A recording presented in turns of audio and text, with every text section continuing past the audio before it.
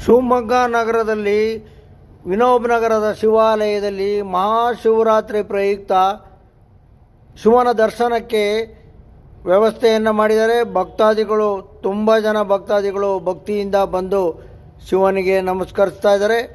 ಶಿವನ ಕೃಪೆಗೆ ಪಾತ್ರರಾಗ್ತಾ ಇದ್ದಾರೆ.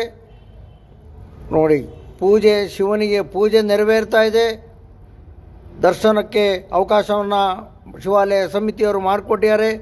ದೇವರ ದರ್ಶನವನ್ನು ನೀವು ಎಲ್ಲರೂ ಬಂದು ದೇವರ ದರ್ಶನವನ್ನು ಪಡೆಯಿರಿ. ಪ್ರಸಾದವನ್ನು ಸ್ವೀಕರಿಸಿ, ಪಾನಕವನ್ನು ಸ್ವೀಕರಿಸಿ, ಎಲ್ಲ ವ್ಯವಸ್ಥಿತವಾಗಿ ವ್ಯವಸ್ಥೆಯನ್ನು ಮಾಡಿದ್ದಾರೆ ಶಿವಾಲಯ ಸಮಿತಿಯವರು.